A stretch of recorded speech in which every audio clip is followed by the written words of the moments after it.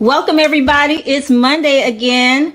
Thank you for tuning in to Candid Conversations. I am your host, the laid back, down to earth life coach, Aisha Israel. And we are the hosts of Candid Conversations. Hi, I'm Saucy Sunny. Dawn B. Aisha Israel. Welcome to Candid Conversations. Girl talk. Girl talk. Girl talk. All girl talk. Ready for Candid Conversations. We are ready to get started. Are you? I'm so sorry.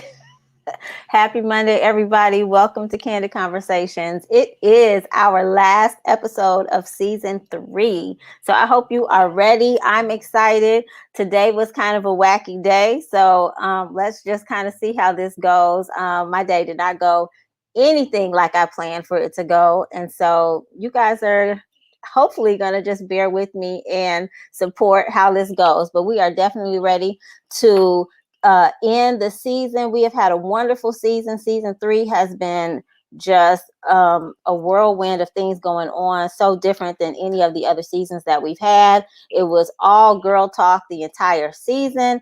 And then for Women's History Month, we kicked off Boss Chicks, and that did so well that we continued it. And I don't know, you guys can probably let me know during the off season if you want us to bring back more Boss Chicks. I think it went really well, but I'm looking for you guys to let me know what you think. So I'm trying to think of what happened this weekend. So much happened. Okay, so I remember my cousin called to tell me that there was an emergency. And so I logged onto a family Zoom call to find out that I was missing or wasn't prepared for the DMX funeral. So I got in trouble for that. Not really in trouble, but I do have a family member who is a super fan. And so I think that we did send out our condolences before when he passed, but again, for just his memory and the services that went forth. And then another one of my childhood icons, Shock G, passed away. So it's been kind of tough for people in my generation to kind of just, be experiencing these terrible things. And I don't know why he passed away. I didn't get a chance to read any details or articles or anything like that. But I did see something important about the COVID vaccination. But like I said, today was a wacky day. And I don't know where my notes went. So I don't have that. Hopefully we will get some information throughout the show. But like I mentioned before, this is the last show of the season. And we have a boss chick who is bringing it all home for us. She is an amazing young lady that I am proud to say I met in college a while ago. And she was pretty ambitious and charismatic back then. So I'm very interested to see what she has to share with us. And I hope that you are too. I'm getting ready to bring on Mrs. Sauda Johnson-McNeal, Esquire, to talk about her movie and more. Hold on.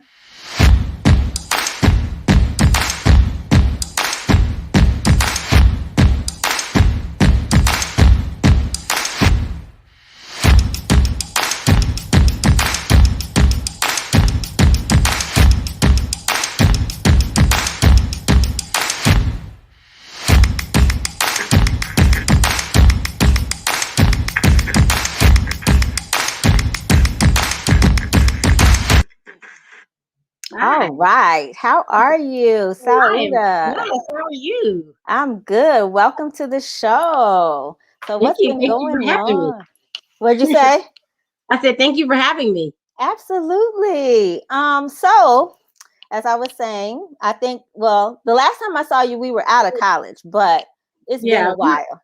I think we were at the mall or something. Yes. And did I have 1 or 2 kids back then? I feel like you had maybe 2. I'm not sure. Okay. Okay. It wasn't more than 15 years ago because my baby's only 14. Okay. So that's good. It's so good to see you. And I'm really excited to hear everything that you have to say. But I think my first question is, how does an attorney become a filmmaker? That's an interesting story because it's really the filmmaker became an attorney, right? Okay. So the history is, when I was at USC, I was a theater major, and I was actually going out on auditions and studying and I didn't know that. screenwriting. Yeah, so that was always kind of the dream. And I worked on this film BAPS. I don't know if you remember that from back in the day. I remember BAPS. Yes. Yes. So this woman, black woman, was running. She was a producer of the show, of the movie, and she was a boss. So I'm like, how do I get to be like you? And she's like, well, I'm an attorney, and I was like, okay, well, I'm going to become an attorney, right? So fast forward to me saying, okay, I'm going to go to law school and have that as a backup, and then pursue my real passion. Well, life happened, right? Yes, so I ended up, right, and I'm very purpose driven. So I ended up getting into areas of law that I absolutely was 100% behind. I used to represent in New York. I represented low income, underserved communities in real estate.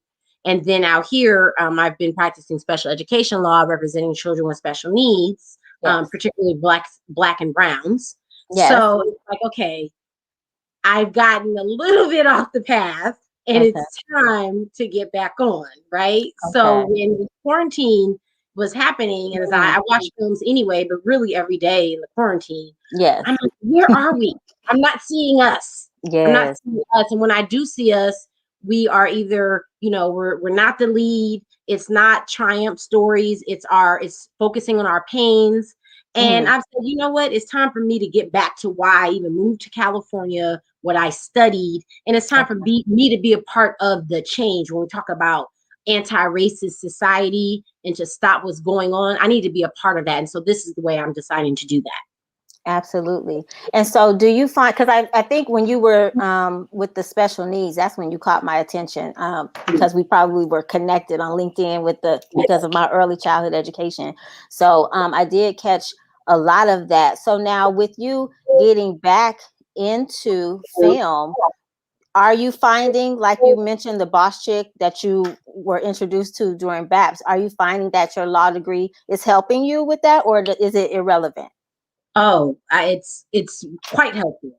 I mean, quite honestly, this society, unfortunately, in my opinion, I'm just going to say that, but we put a lot of emphasis on titles. Well, someone's a doctor, or they're a lawyer, or they're an engineer. And I'm not. That's not how I operate, but that just is how I believe society does. Right. So me being an attorney, particularly a Black female attorney, and there are not a lot of us from a numbers perspective, it gives me an automatic level of respect when I walk in the room, right? It's like, okay, this person knows what she's talking about, or she's done X, Y, and Z. So in that regard, just from even be able to get into these rooms and have the conversations, it does help, number one. Number two, it has helped me tremendously because I have been a businesswoman. I opened my law firm right out of law school, right? So I was 25 with my business partner, and I've been a businesswoman now for 20 years. So having that law degree, being a businesswoman, this is just really opening another business, right? And I operate another business. In the contracts, I know how to do. I was a contract attorney, right? So all of it is kind of like very, very important. So I thank you for asking me that. Yes. Yeah. And so you're living your best life. Indeed. Yeah, I'm loving life. I am very happy. I've been married almost 2 years in September, and I couldn't be happier. Unfortunately, it's during this pandemic. So that has been sad. We've definitely had loss. So I definitely pay respect and homage to those who have transitioned. But yes, I am in a good place. Awesome. So now about your film, The Skin You're In. So you've mentioned a lot about how you feel, we were missing in films, but how exactly did this film come to be? So when we talk about the skin you're in, and just when you think about that conceptually, some people might go to that literal meaning, but for me, it really just talks about unconditional acceptance and love of yourself, right where you are. right? So you may not be where you want, physically. You may, some of us put on a few of them quarantine pounds, you know Are what you I'm talking about me right? saying? I'm not you, not you. But, but it's like, okay, we may have some goals, Yes. but do we love ourselves, who we are right now in this moment, right? That's really what the skin you're in is about. And Okay. for many of us, particularly Black women, Mhm. because we have and continue, so we're talking historically and what we go through now, Mhm. we have been either victims of or have experienced racism, ageism, colorism, Right. all of these different isms. We can be mentally, like mental health wise, we can get impacted by this. We can literally be so stressed that it impacts us and it manifests physically, right? Absolutely. So for us, it's about loving ourselves. It's about this self-love journey, loving who you are.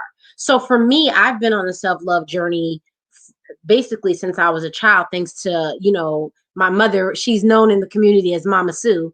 Okay. Thanks to her, she's Mhm. been very intentional about just making sure that not only do I love God, but I'm also very centered in God, as well as learning to love myself no Absolutely. matter what, right? Yes. So I thought, Wonderful. what about if we make films Mhm. that show us how to work on ourselves, right? Okay. Because if you Yeah. see films, a lot of times you'll see there's the love story. The woman is like in a low place. I need to meet a man.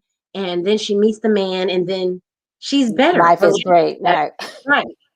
And we know that that's a Reality. movie, right? So the Yeah. reality is that a lot of us need to work on ourselves and love ourselves, not only to attract a good partner, but to be the best that we can be for ourselves and for everyone else, right? So this Yes. film, The Skin You're In, is focusing on the character of Sasha Stay, is focusing on her healing, right? She comes from this dysfunctional family, and there's a lot of childhood trauma, and a lot of us know about that, right? Yes. Mhm. So she has to learn to love herself in order to ultimately save her estranged father's life. He's ailing, and he ends up needing her. But Okay. how can you take care of someone else if you don't truly love yourself? So we talk about the how, like we see her talking about going to therapy. We see her meditation, her going to church, her prayer, Okay. working those dynamics out with her family, those hard conversations that a lot of us we won't have. We go to our Right. graves, we won't have those deep conversations with our mamas and our daddies about how you raised us. Absolutely. This film is about giving Black women, and really it's universal for all women, is Mhm. giving us the courage, the empowerment Okay. to have these tough conversations and to work on loving ourselves. Okay. And Yeah. so is what genre is it? It's fiction, yes? So it's absolutely a narrative, so it's Okay. fiction, but it's fiction, but then it's really a compilation of true stories, Oh, right? okay. Okay. So it's definitely fiction. Mhm. However, what I did was, I've done focus groups, talked to different sisters, and once you hear enough stories, I was able to piece together and write the film based on lived experiences of us as Black women. And it is a drama, so that is the Okay. genre with a Okay. comedic kind of element. So, we got to All lighten it up. right. We can't be super Yes. serious all the time. You know what I mean? Yes, of course. That helps. Helps keep our attention, so that's good. Right, right. Awesome. Okay. Well, now, is there anything that I did not ask you that you want to make sure that the public is aware of, or what they need to know to be able to see the movie, share the movie, anything like that?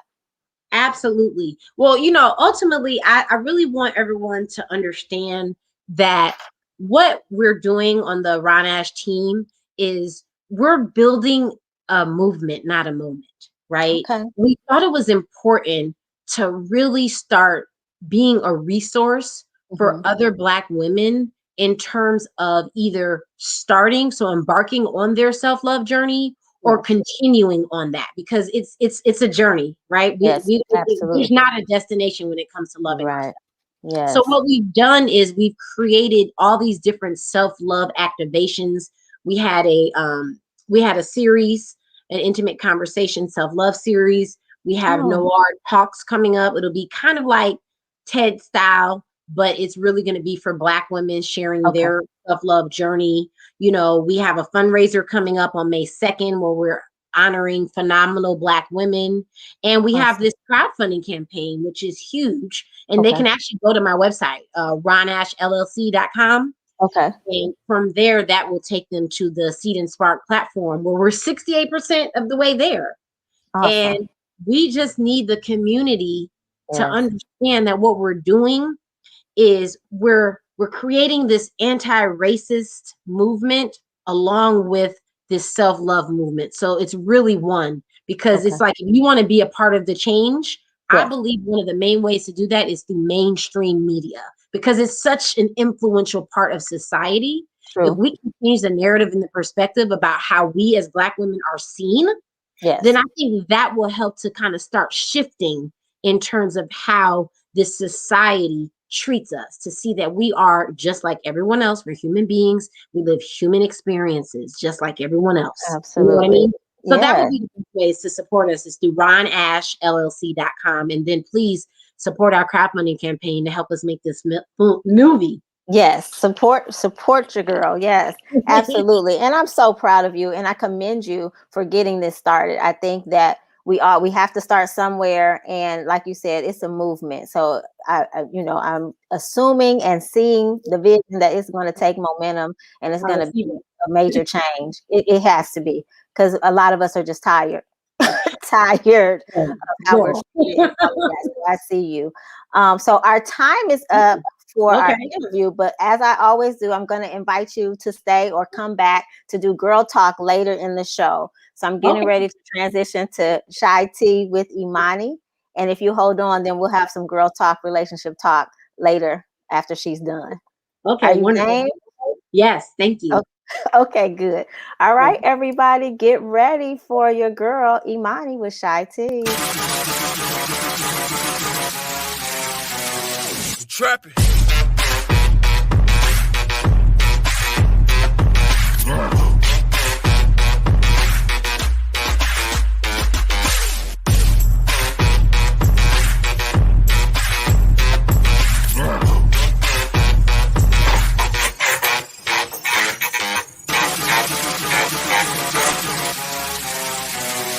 Trapping.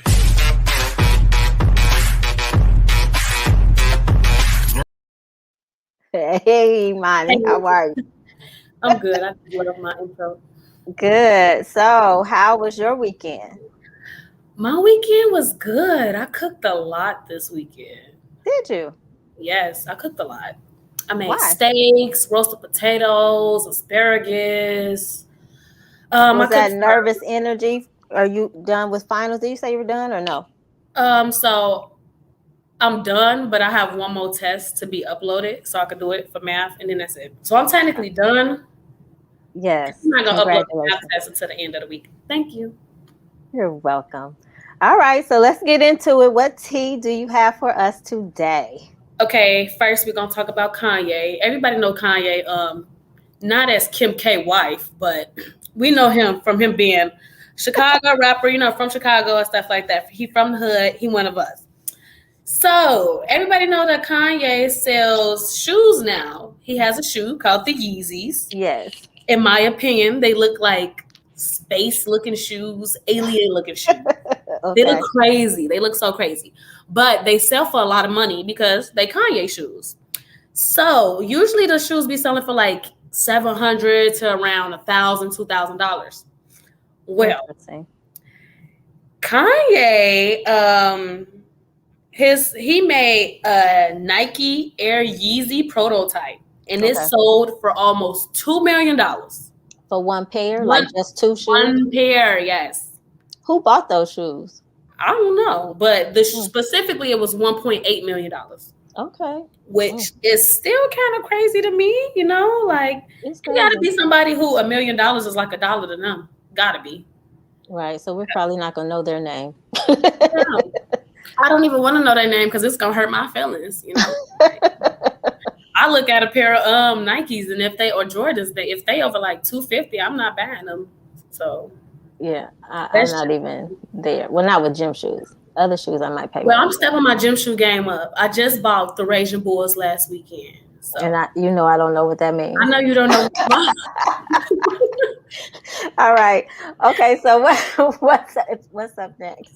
Okay, and then I want to talk about the Vice President, Kamala Harris. She was talking about advocating for like Black women in their maternal health. And she, and I quote, says, Black women are not being heard when it comes to maternal health. And basically getting days off when you pregnant or even not pregnant. I even think women should get days off for cramps, like if you're on your cycle, I think you should have a week off. But like she was advocating, the whole week. Why not? Okay. PMS is really something. It is something. Backlash somebody. Okay. Just to be safe, a week. They ain't gotta know how long it lasts. I said week. I hear you. Go ahead. Paid. A paid week. Why not? No. And then I want to talk about one of the Pretty Ricky people. I know you know who Pretty Ricky is. Pretty Ricky. Mm-hmm. Yeah, okay. So we're going to talk about Baby Blue and Pretty Ricky. He is in critical condition. He is a fine man. He's in critical condition after being shot outside of a bowling alley in Florida. Oh, wow. Yeah, so it's no more news about that I've been hearing. But I just want to, say sorry. And I'm praying for him that he make it through because he is a fine man. That's why you're praying for him, girl. I'm just praying for him. I saw Pretty Ricky as a kid when I ain't had no business saying that stuff. Yeah. So he's in my childhood, and I want him to be in my adulthood too. I understand. That's a fine man. It's the smile for me in the beard. He's a handsome guy. Okay. Fine, real fine. Then I want to talk about Queen Naja. So I don't know who that is. She started out on YouTube with her baby daddy and stuff like that. Her baby daddy kept cheating on her. She left him during YouTube, but he still be crying on YouTube, making little skits like, what if Queen called me back and said I could have her back? But she didn't have her second baby with her new boo. She married now, okay? A new boo. Her music is all over the world. Wait, who's music? She's a music artist? She's an artist. Okay. She's an upcoming R&B artist. But I don't know if you ever heard of Butterflies, Pack Light. Mm-hmm. That's her singing? That's her. Oh, okay. Have you heard that before? I've heard that melody, that tone. Yeah, that's her. Yeah, that's her. Okay. But pull the picture up again because I think the picture is flawless. Okay, the picture is a little much for me, but go ahead. She got her body done. She got her a BBL, a fat transfer. So that is her body. She ain't got no implants or nothing. And she got her body done about a year ago. And people are shaming her. And I'm confused because shaming her, saying what though? Body shaming her. Like, oh, you just got your body all out there. My thing is, people shame you when you're fat. They shame you when you're skinny. They shame you when you're thick. People shame you when you're comfortable with yourself because they're not comfortable with themselves. I don't care if she got a BBL, tummy tuck, breast augmentation, sis look good. And people just be hating. Do whatever make you happy. Like, literally do whatever makes you happy. People just hating on her. I think she looked good. And look, if I was on vacation, I'd be in my swimsuit too doing it. Like, people post their swimsuit pics all the time when they're on vacation. Like, is it a problem because it's her? And she never lied about getting surgery. So my thing is, if you don't say you got surgery, people be like, oh, she trying to hide it. But when you do say you got surgery, it's still a problem. It's just that people want to say something regardless. People want to just talk. I got you. So that's right. Yes, I got you. Thank you, Imani, for your tea. Let's see if the ladies are ready to join for Girl Talk. Let's see. First up, Imani. Hi, Imani, all the way from the south side of Chicago. Hi. Next up is Sunny from sunny California. How are you, Sunny? I'm good. Good to see you guys. I missed you last week. Yes, it's good to see you. And next up is Dawn B from the south side of Chicago. How are you, Dawn? Amazing. Thank you. How y'all doing? How you doing? We doing good. And last but not least, I'm going to bring back our boss chick, Sauda. How are you? I'm blessed. Thank you. Make this work. Okay, that's better. All right. So for those of you who are just joining us and maybe for the first time or haven't been here in a long time, I am going to review the rules for Girl Talk. So typically we have a question, a scenario, or a meme, but we have dropped the meme this week and last week because we just are retiring them. And in the off season or the hiatus, if you'd like to suggest what our third thing can be, we're open to suggestions. But anyway, so every lady on the panel gets an opportunity to choose a question or a scenario. When they choose, they have the first opportunity to answer the question or respond to the scenario before the rest of us chime in. Are you ready? Wait, repeat that one more time. I'm sorry. That's okay. I know, right? Distracted by Imani. It's easy. Making cocktails over there. Okay. Okay. All right. So you can either choose a question or a scenario. It's just one or the other. But when you choose, you get the first opportunity to respond before the rest of us chime in with our opinions or responses. All right. So first up, I'm going to go with Imani because she's next to me on the screen. Are you ready? Mm-hmm.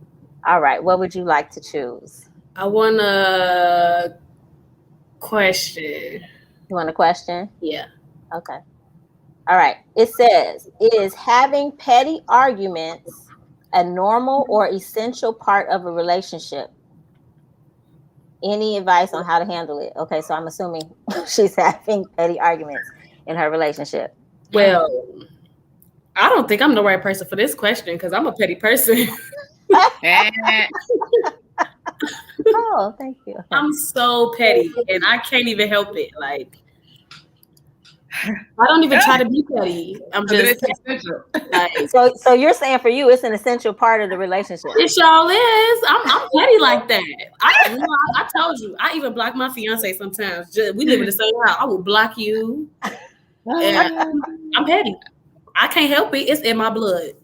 Now, what would cause you to block? You mean like on social media? You would block him? My phone too, and I pay the phone line. Oh, okay. My name, and I will block him. Okay. Nice. And I don't. It don't even have to be a reason. Maybe I just feel like being petty today. He gonna catch it. The baby gonna catch it. I'm just gonna be petty. It's just. Okay. Ew. That's when she needs that week off. Right. Exactly. Y'all leave me alone. Come on, Kamala, right? All right. Anybody else? Are petty arguments an essential part of the relationship? No. Okay. I absolutely cannot take petty, especially from a man. Imani, that's humorous. Some women are, and she owns it. Okay. Mm-hmm. But if my man, or he's not my man, because my man would not be petty. I can't take a petty man. That's a female thing. Yeah. I agree. No, I think. Yeah. Mm-hmm. Sorry, it's not normal and it's not essential. Okay. So for you, it's a deal breaker. It's a deal breaker. In fact, like, okay, I'm not even gonna tell that story because y'all know my stories be true, and I'm getting emails and text messages after the like talking about me. I don't appreciate you put my back. I didn't put your name out there though, bruh. I'm gonna keep. One time you put somebody's name out there. Oh, that was a good story. That was funny though. All right. No, deal breaker. Yes. Anybody else? Yeah, I think it's non-essential. I think, and not only, and I love Ms. Dawn's perspective from the male, but I think as women, at least for me, I have to fight it. Like there are several times where I want to be petty with my husband. It's very much, but I try to keep it as internal because I just don't think it's healthy for the relationship, right? So I have to work on letting go of ego and just being vulnerable and fight the pettiness. So I say fight the petty because it's better long term for a good, healthy relationship. Agreed. Sonny, you don't want to admit anything. You're looking like, should I say something? I can be very petty because I have OCD and I'll go on a rage through the house. Whose is this? Whose is that? What the hell? Just go crazy. And then, I get convicted by God and said, that was ugly. That wasn't nice. You got to go say sorry. So, I mean. That doesn't sound like petty, though. But, okay, leaving the shoes on the floor. Constant. Well, that sounds like they're not respecting. So you've been saying that for a long time, though, Sonia. They're not respecting your wishes. I'm about to kill these. I'm sorry. Yeah, I'm about to kill you. You gotta get them. Well, I think they might be a normal part, but they're not an essential part. So does that make sense? So I think it happens. Yeah, because emotions are involved, right? So you might feel petty sometimes, but it's not required. It's not essential. And I think that after a while, when you've been together a long time, no, I can't say that because I know my parents used to still argue about the same stuff before my daddy died. And were married almost 50 years. I'd be like, I'm gonna come back when this is done. When I hear this certain word, then I know it's almost over, and I'll be back. I mean, they literally would have these same arguments, exactly the same. I'd be like, oh, okay, this is that one. All right. But not essential. I don't think they're required, but I do think that they are normal. I think they happen depending on the two personalities that are in the relationship. And, any advice? I mean, choose your battles. That's my advice. Pick your pettiness. Exactly. Be petty about something, not about everything. I know Don was like, absolutely not, no petty. I cannot. It wears me out. It wears me out. It almost makes me call you out of your name. So I have to use respect. Okay, well, you don't want that. Do it with you. Exactly. I'm so sorry. That's funny. All right. Sunny. Yes. What would you like? A question or a scenario? Give me a scenario. All right. Can you see it? Yes. I'll read it. I am newly married and I am loving this newlywed life. Everything is amazing except for one thing. I have a teenage stepson who keeps breaking things in the house. First, it was a 40-inch TV. Then it was some glassware in the kitchen. He's also broken his wooden beefcake. What is that? Okay, anyway, I don't know if he's clumsy or careless or if he's breaking things intentionally as a passive-aggressive way to express his discontent about our marriage. Since I'm not sure, I don't want to make accusations. He's only 14, so he's not old enough to get a job. Suggestions? Advice? Well, I do have a 14-year-old. And I have a 12 and a half-year-old that will be 13 that does break things. The 14-year-old has broken things. So in this situation, it's catchy because you're the step parent. So it's going to depend on your relationship. But it doesn't seem like it's a super close one at this point yet because he may not be happy that y'all got married. But do some bonding thing. I don't know. Find out what the kid likes to do. Maybe it's for me. If my kids break stuff, I go off on them. They get punished. They lose some money. Advice. This is a hard situation because you are a step parent. You need to talk to your husband to find out, hey, before we got together, did things like this happen? Because maybe it is passive aggressive because y'all are together now. Or maybe he is clumsy. I have a clumsy 12 and a half-year-old that drives me nuts. But, it is tricky because as a step parent, you don't want to go off on the kid and then push him away. And now you are fighting between your new spouse and your stepson. That's suggestions. You got to sit and talk. Okay. Without being upset. You got to talk. Don wants to say something. Go ahead, Don. Let it rip. Okay, I don't have a 14-year-old, but I do have a 5 and a 7-year-old. That means they almost 12. Yep. Together? Yes. That's how she does. Almost out of the house. That wears me out too. I'm like, pay attention. Because he runs over things. Ethan, especially Ethan. Not Ethan, I'm lying. I'm a 5-year-old, 7-year-old. He just all willy-nilly. Just I'm like, if you don't pay attention. Okay. See, that's not. You break stuff. It wears me out. I say, please pay attention. And now you upset that your items are broken because you didn't pay attention. Be aware of your surroundings. So by the time he gets 14, if he's still doing it, it's gonna beat his ass. That's it. He needs to be trained. And that I'm telling you, I just yelled at them today. Pay attention because they broke now they can't even play in the bouncy house because they broke the blower, the air blower. Not paying attention. putting it there and it fell off the box. Not my fault. Now you can't play in a bouncy house. And it's, to me, it's just about paying attention to your surroundings, being aware. So he would have to get screamed on and trained and only be in one part of the house, which is his room, and put a gate up. You can't come out. Ring the doorbell when you're ready. I'm putting the metal gate up on your bedroom door. That's it. I wonder, because it said the TV and then some dishes. Is it? But then it said, I don't know what the wooden thing was, but beefcake. I wonder. I can't even decipher that one. So I wonder, is it only his stepmother's things? Like, if it's only her stuff, then that's a real conversation. I agree. You need to probably have some bonding activities. You need to have a family meeting, talk to the husband, something. But if like you said, ask, did he break stuff before I came into the picture? Then we probably need to work on some focus activities with the child. You know what I mean? Just to make sure that you're taking time to pay attention. But 14, somebody said they're old enough to get a work permit signed by a parent and get a job. So that might be incentive.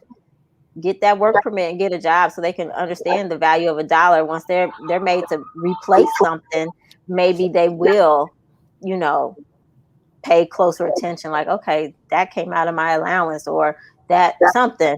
I just feel like if they attach it to some type of value, it could stop.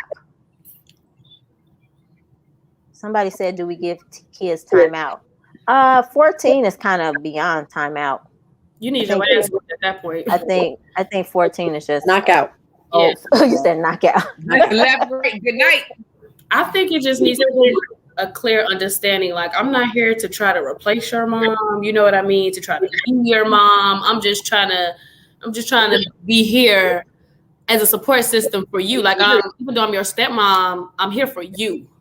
Right. So it needs to be a clear understanding. Like, I'm not trying to replace your mom. Trust me, I don't want to be your mom. You know what I mean? Can't nobody take that title. Right. So I don't want to be your stepmama. Okay. Right. You just came with your daddy, little boy. Wait. What you say? No. I was trying to read Suzette's comment. Okay. Now, what'd you say, Dawn? Dawn on the roll. Nothing. She said nothing. Said, I don't even want to be your stepmama. You came with your father. That's it. That's all. You better stop breaking my stuff. Don't say that. Please don't say that. I'm serious. Yeah. Sauda, did you want to chime in on that one? Well, I don't have any children yet. So I the only thing I can speak to is having been the product of, I was raised with my stepfather and my mother. And I definitely think it's worth having a conversation. I think the dad should talk to the child and try to see if they could find out what's going on, because it's 9 times out of 10 might be some passive aggressive. I know I had a lot of that when I was a lot younger though. So I definitely think, and then bonding, I think between that, the bonding and having that conversation, I think those two are important because he might be acting out because of the fact that, to Don's point, you trying to replace my mama, and she's like, no, that's not the case. So I mean, that's what I would offer, at least having been the product of that. My mother was always, and that was Suzette, my mama, they were always in tune of what I was feeling and going on being in that situation.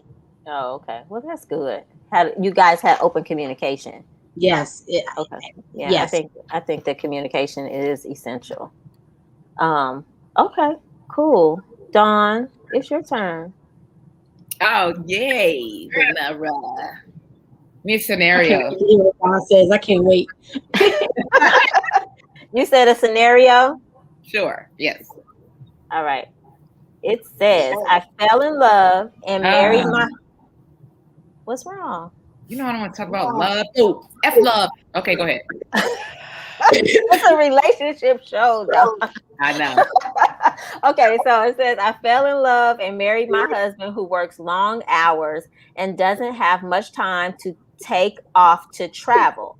My husband enjoys little luxuries like golfing, nice cars, etc., while I crave adventure. For us, money isn't an issue as we both have our own income, and I don't really depend on my husband financially. I personally do not see anything wrong with traveling solo when married, but my husband thinks couples shouldn't go on trips alone. Thoughts? Thanks. Okay. So I personally don't see anything with traveling alone either. So the husband better grow some and ask for some time off. That's it. Otherwise, I'm going by myself, and I'm about to be client number 17. What's client number 17? A scandal, honey, at the bar. Pick me up, boo. Oh. I don't see anything wrong with being with traveling alone. I mean, like, it's either stay home, be miserable because my husband is working long hours, which I know what that feels like. Super long hours, deployment. It's just like, okay, happy wife, happy home. It has never been the realest statement ever. Like, that's a real statement. Because if I'm sitting there like, oh God, I can't go, you can't, I can go, but now I can't go because you don't want me to go. That's the only reason I can't go. It's a problem. That's it. In my opinion. I hear you. Uh-oh. Sorry, I tried to click something. Okay. That's something else. Okay. All right. So anybody else want to chime in? I agree. He's got to take some time off.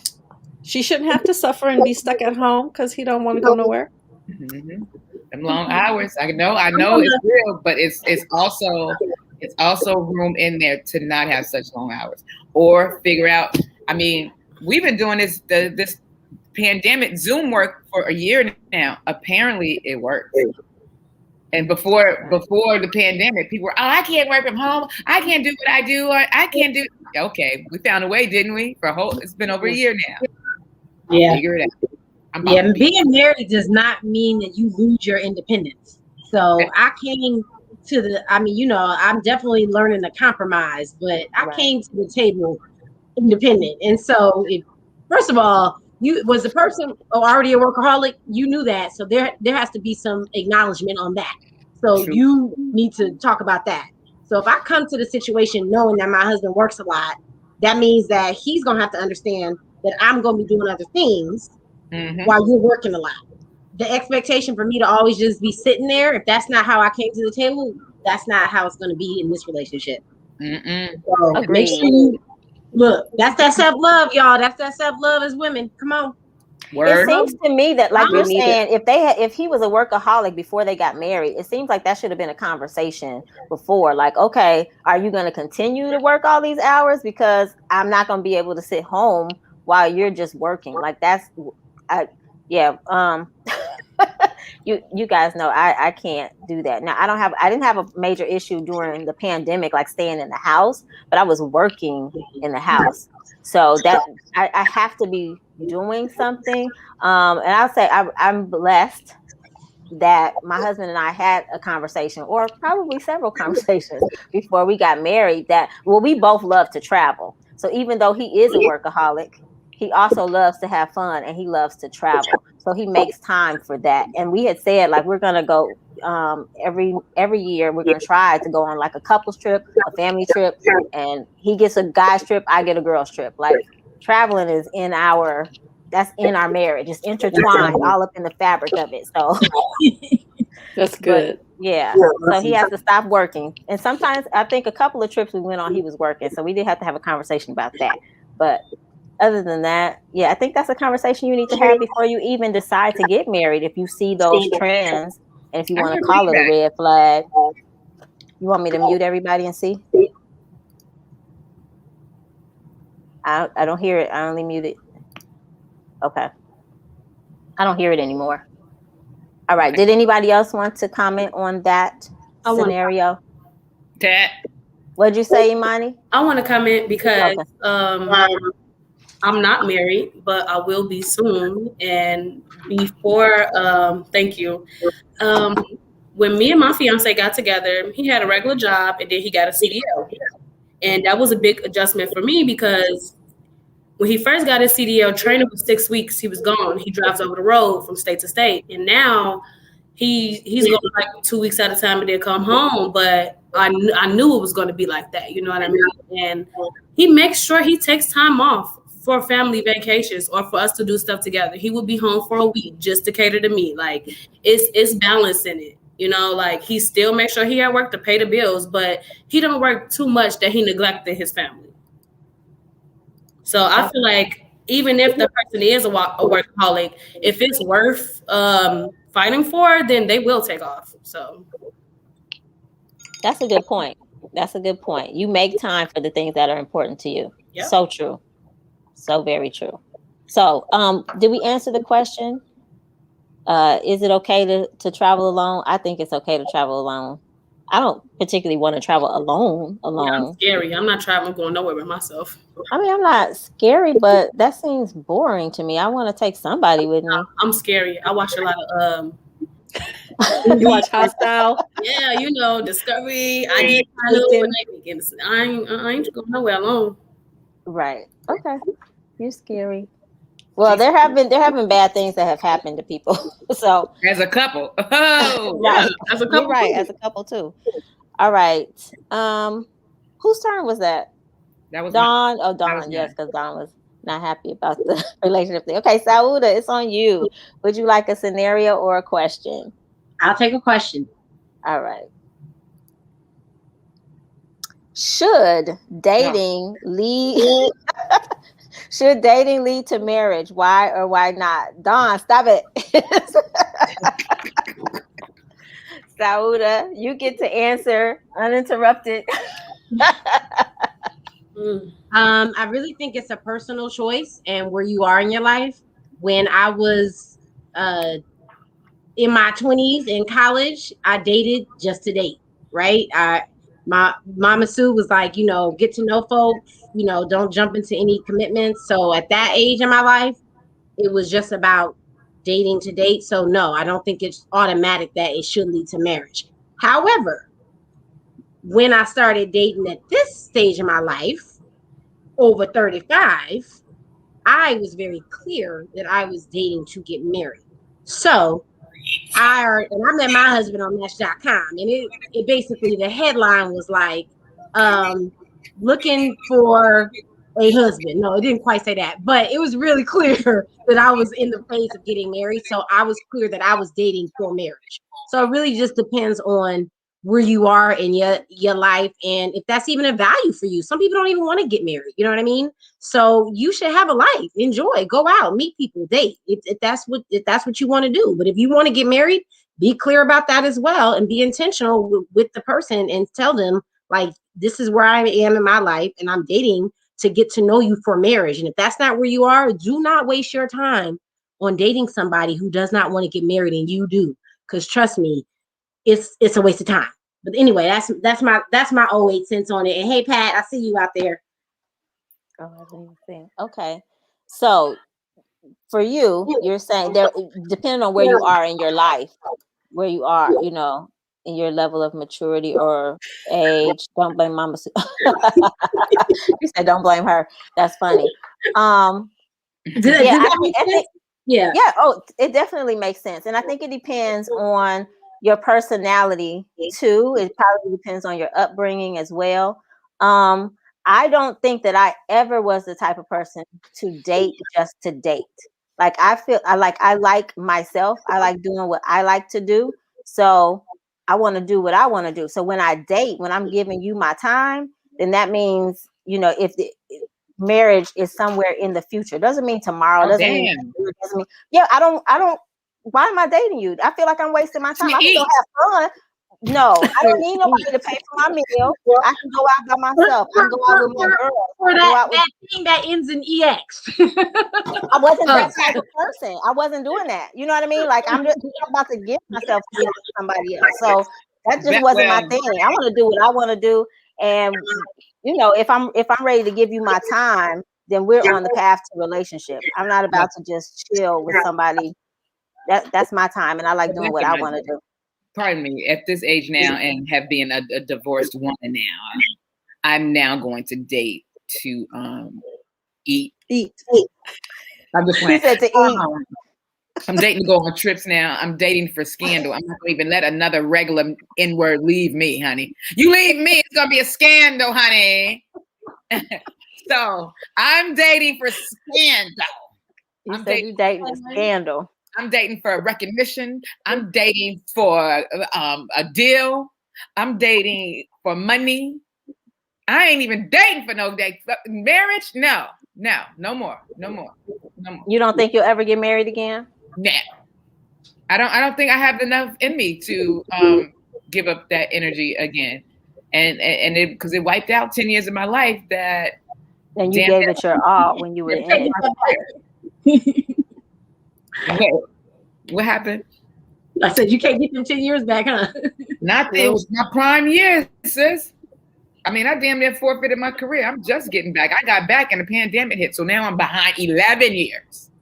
Girl, be thankful it was only 10 and 11. Fuck that. I ain't been thankful for nothing that had me. I'm just playing. I'm sorry, Aisha. Because you know my situation. I am, but 10 years ain't nothing.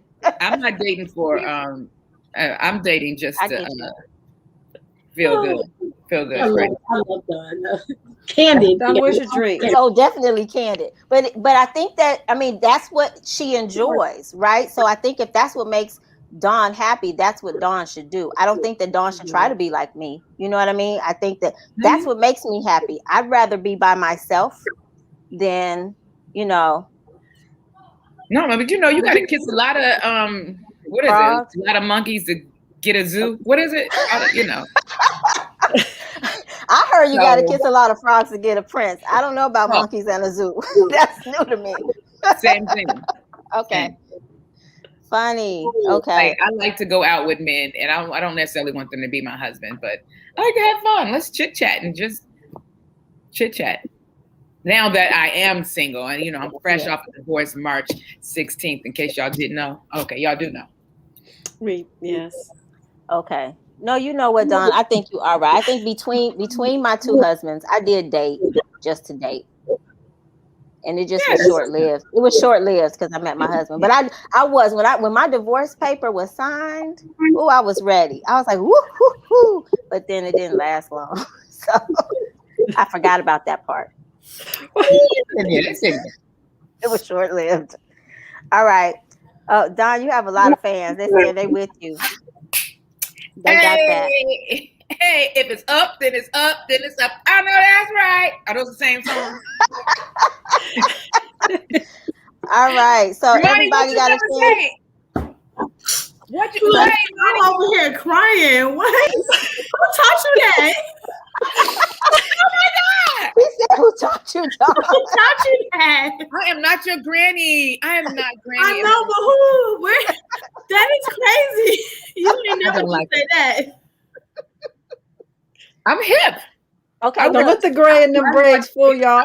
I'm gonna do a question, and then I have to tell. I'm gonna do a question. We have 5 minutes left, you guys. Well, 7 minutes. But I'm gonna do a question, and then I'm gonna let Dawn talk about her upcoming event. All right. Uh-oh. My phone says we have 4 minutes. Okay. I don't know what question I chose before. I can't see. Okay, we did that already. All right. Ladies. Oh, this is a long one. Okay. Well, ladies, do you know love languages? Did you choose a partner that has the same or different love language? Okay, so it's to all of us, and I guess I'll be quick. So yes, I know my love languages. My partner, we overlap on one love language, not all of them. What's yours? What'd you say? What's your love language? My love languages are acts of service and quality time. And my husband's quality time and touch, physical touch. Yeah. So how do I do that? So yeah, the quality time we have together, and not that I'm not touched, but that's further down the line. Anybody else? What dog want to speak? That's Sunny. See. I think our love language is food and sex, lots of it. I'm honest, and lots and lots of it. And so that's physical. A lot of physical and communication. Like we talk all day, every day. Like it feels A word of abnormal. affirmation. Yeah, it feels abnormal if I go like 10 minutes without texting or FaceTiming. So Okay. Yeah. So what did you say? Physical and words of affirmation, but both of you guys have the same. yeah, it's the same. Okay. Anybody else? Mine is definitely quality time. I'm spoiled. I'm not gonna lie, and that's really my only one. His is quality time too, so it worked for both of us. Yeah, That's it worked good. out. Mhm. Okay, cool. Apparently, I don't know. What you got? I just got divorced, so apparently I don't know the language. I didn't have no subtitles, no closed caption button. I don't know the language. Thank you. All right, Sunny. I think mine has changed over the years. In the beginning, I was like, I don't want candy. I don't want roses. Candy make me fat. Roses will die. But now I want those things. So, and I think that's probably possible because we do change over time. Mm-hmm. Yeah, because quality time after this pandemic is like, not as important, but we got all the quality time we need for a while. 24/7, 365. No, I'm just kidding. You so funny. All right. So Dawn said, okay, I'm not going to force Dawn. Okay, Dawn, you get a couple of minutes to talk about your upcoming event. Okay, so it's a work release program. I'm just like, in the Chicagoland area. Are we starting? Hopefully, it's kind of tentative. All right, I'm gonna put it. It's May 5th, Single Day Mayo. I'm starting a comedy show. My wedding anniversary. Okay. Oh yeah, because you and Liz. My birthday. Oh, okay. Celebration. Hey. It is all over the place. It's your wedding anniversary. Your birthday is your husband's birthday. That's a 3 and C. So May 5th on 91st and Stony. It's called Nipsey's. I'm doing starting my comedy show. I'm setting it off so we can have a nice jam in summer. It's gonna be dope. It's not a gong show. It's not a open mic. It's a professional comics. You probably will see a couple newer comics because we had to start somewhere. Just don't boo. It's grown folks. Will it be a virtual option for those of us in California? I usually do virtual, but I don't know if I will put this online unless we do a room where you pay to get in, just to be fair. I don't know yet. Okay. It's something to think about. California, enjoy your little weather and sit on your little porch by your little self. No, hey, I moved from New York, so I understand cold. Okay, that's why I live here. That is a hate. That's how you know somebody hating when they put the word little in front of anything. With your little husband, go on your little date. Right, with your little deck and your little lawn chair and all of that. Congratulations, Don. That's awesome. Yay! Yes. Thank you. Amani is 35 and older, so you stay your ass at home and have sex. I will. Imani said no problem there. All right, so toast to the very last episode of season 3. I'm laughing at Imani. All right, thank you. Yes, we have had some wonderful ladies grace our, I guess it's not a stage, our screen. Virtual studio, yes. Right.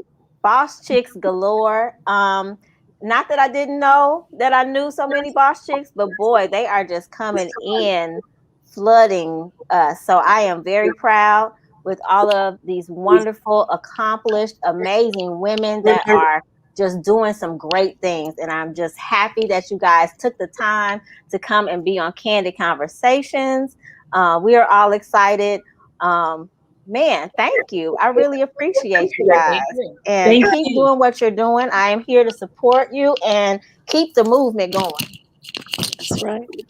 Right. Yay for season 3. Wait, what season is this? 8? Girl. This is season 3. What season is it? This is season 3. We're wrapping up season 3. But hey, season 8 sounds good. From your lips to God's ears, right? Word. I have a really good time with Candid Conversation. So thank you. You women are wonderful. It's a pleasure to meet you. Thank you. Thank you for coming on. Okay, so as always, let me close. But girls, don't go anywhere. You know about the after set. All right, 1 second.